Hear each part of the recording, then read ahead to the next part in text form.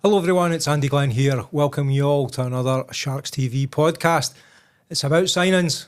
It's the big man himself, it's Calum Hepburn. Calum, fantastic news that you've signed and welcome to Sharks TV. Cheers Andy, first time. It's been a while since this started and this is my first adventure on the big screen, so we'll see how it goes. It's your first adventure into the studio, as it were, but we always like a conversation with you after a man of the match up in the balconies. For the odd occasion it happens, yeah, but it's always nice to get them when they come around. Absolutely, and it's been a... Well, I'm going to ask you, how would you rate last season? I think as a end goal, it may not have been what we wanted. Obviously, I said it myself in the interviews. We're playoffs. We're making playoffs. But hey, let's not beat about the bush. Like first season, if you look at if you want to compare us to some of the other first teams in the league, or first year teams in the league, sorry. Hey, I think we were pretty successful. I think we done a lot better than what people thought we would. We turned over the big boys. The big boys turned us over sometimes, but I think all in, I think it was a pretty good first stab at it, and let's hope for things can only get better, right? I think so, but I think there's probably another side to that as well. I mean, quite rightly, as a player, you're looking at the season in terms of points, places, all the rest of it. Yep. But the atmosphere, the fan growth, the number of massive. people, it's been a huge improvement, hasn't it? 100%. This will be my ninth year here. Any idea how many games you've played? Probably. No. I don't care either. I'm going to have to put that one out to the crowd. How many games has Calum played? Get on Elite Prospects and put it in the comments below. Plus or minus 10. I think if you go back in time to, even you go 5 years ago, we were still very successful. Yeah. But I think now people are, the growth the club's had has been phenomenal, and a lot of that's down to the ownership and the direction that it's been taken in. And I hear it for people, even at my work, they're like, came to my first game, unreal. And you keep coming back, people I went to school with that I've not seen in years, and they're at games and they're loving it. It seems to be now it's a level of hockey that people come to for one game and they're hooked and they want to come back and they're bringing their friends. And it's louder than ever. The environment's a great place to play. And again, every game night is getting better and better, and that's only because of the people that are coming in the door to support us, and I can't thank them enough for that. How does it feel being a goalie in front of that crowd? Have you even time in this league to even appreciate what's going on, or are you 100% in the game? Nah, you do. I'm quite bad for it. As soon as the whistle goes for a stoppage, I switch off because I couldn't stay focused for that full amount of time. You run yourself down. So if I'm skating about, you're always kind of, for better phrase, taking it all in, and people are making stupid faces at the glass, and you're kind of having a bit of a laugh. And do you like that? Aye. Everybody stupid faces at the glass for Calum from now on. You can't take it. You can't take everything serious 100% of the time. It's good just to be able to switch out of game mode, have a laugh with the boys, we joke with the ref when they've made interesting calls, and it's just different. You get a bit of time to take it in, even away games, and you're getting huckled by fans and a little bit of abuse here and there. It's all in good fun, isn't it? You enjoy the away games? Aye. It's this year's been different, obviously, new rinks, and it sounds daft for anyone who's not a goalie, but every rink's got a slightly different angle to it or size to it, and you've got to play it slightly differently. And then, as I'm saying, you get different huckles from different fans, and it seems to depend what part of the country you're in, depends what they choose to kind of have a poke at you for. But away games are good fun. It's just different, isn't it? It's get out of your comfort zone a wee bit. Have you got a favourite away rink? Or have you got an away rink that you really don't like playing on? See, I really like MK. It's big. I like a big rink. It's noisy as well. Aye, well, I think Leeds wins the noise factor. Does it? Just because obviously the same as MK, the fans are right on top of you, but it seems to be the way Leeds' rink is. It's it echoes quite a lot, so it makes it kind of a more tough place to play because you wouldn't hear me if we're standing this far apart, kind of thing. Yeah. But I'd go MK is probably my favourite away rink, definitely. All right, you got a favourite team to play against? Nah, they're all pretty. There's not a bad team in this league. There's no nights off for that regard. Every team's got players that can put the puck past you and go and laugh at you when they do it, But no, I wouldn't say I've got a favourite team to play. probably the closer teams because it's not as long at the bus. How have you found the travel and all the rest of it? Aye, it's not too bad. You get used to it. Like it's the London trips take a bit of a toll. The travel's fine. It's the Monday mornings that are the questionable. Can only imagine. Yeah, but as I say, you get used to it. That's what we signed up for. Just got to get the head down in the bus, get a couple hours sleep, and deal with it Monday and a little bit on Tuesday. Well, because you're a goalie and you're just a little bit different from your regular hockey players, are you able to share any of the stories that happen on the bus? Because everybody else is like, no, what happens on the bus stays on the bus. Other than the fact that you quite enjoy a poker game. I like a wee game of cards. Good game of cards on the bus kills a good 2 or 3 hours. But for any of the stories that I'm sure yourself and the fans want to hear, they're definitely not coming out of my mouth. Like again, I'm trying, folks. I'm trying every week. Who's the best card player in the team? I don't know if we've got a best. I don't know. We've got a worst dealer.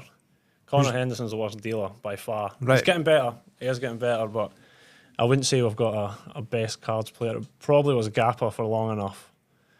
But when he left, we all thought we're on a winner here, but someone else just takes over that. Have you role just been the sharing it out then, have you? just kind of sharing the love nowadays. Like that's the aim here. Well, you mentioned Gappa who's away, and we start to look forward, and it wouldn't be the Sharks really unless you signed, would it? It'll be a different look, Sharks. I mean, hey, it's going to be a different look, Sharks this year anyway. It's going to be. I've said it to the pair of them. It's going to be really weird for me without Struan and Peanut. Yeah. And hey, I can only thank them for what they've kind of gave me through my time here. But yeah, it's going to be a strange year personally for me, and I think for a lot of the other boys that have been here a while, it's going to be different this year. But I like to think that I kind of bring a bit of normality to the team and a kind of face that everyone knows and feels comfortable to speak to and stuff like that. So no, it's really good to be back. And it's great to have you back. I mean, it really is. You're a clear fan favourite, and you've won so many games in the past, and we just want that to continue. Me too. But you've kind of alluded to the fact that with 9 seasons now, you're becoming one of the more senior Sharks now. Thanks for the dig. You're welcome. It's like you're not a young man anymore. Let's just be honest. You're younger than me, put it like that. You've still got a way to go. Don't worry about it. But you're you've seen a lot. You've experienced a lot. You've done a whole range of things, been incredibly successful. You maybe now have a slightly different role, perhaps, and maybe a bit of a leadership role in the dressing room now, perhaps. Maybe. Depends if the boys want to listen to a goalie or not. It's the kind of real question here, but.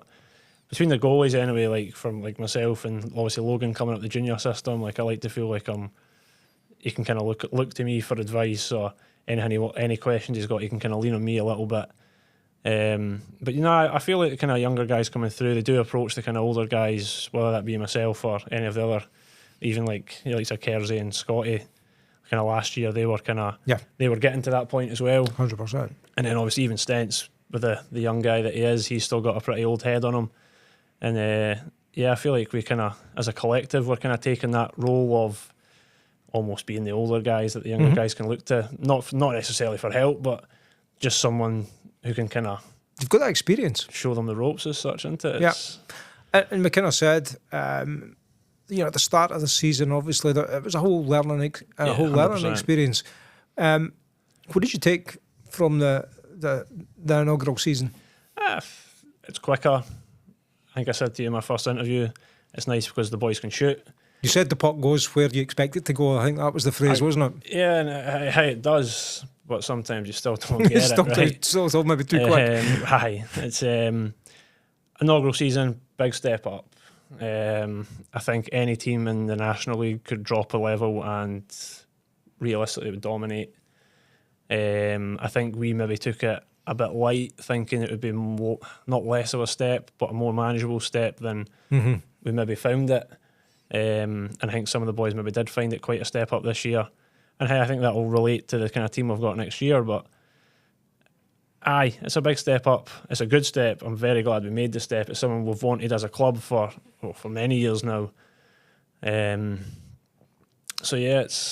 was the point I was kind of making it earlier on, we could have stayed in the same league and probably won everything. But the off ice, you maybe wouldn't have had your pals coming along going, this first time I've been to a hockey match and it's great. It's like I'm sure as a fan you'll notice it's a massive speed difference for a start. It's been great. Yeah, like it's great to watch. And as you say, we could have stayed in the same league, probably kept the same team for another good few years, and hey, look, it was fun. But then you do have weeks where you're like, right, come on, let's pick this up a bit here. But no, as a whole, as a club, it's the right direction to go. I'm very glad we made the move, and it's a positive future ahead. And I think the young boys we've got coming through here have got a very positive future with the club. Hopefully the majority stay, and we keep taking this club back to getting the winning titles and pushing for every game to have the best outcome possible.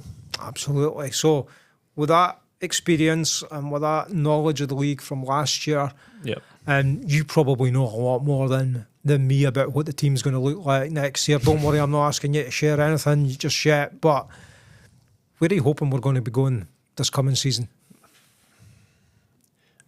Let's just say if some of the rumours are true that may or may not be true, I think we're going to be up there. You can't give me, if some of the rumours are going to be true, then don't give me a, right, we're going to have to finish this off. I'll see what I can find out. We're obviously looking to do better than the next year.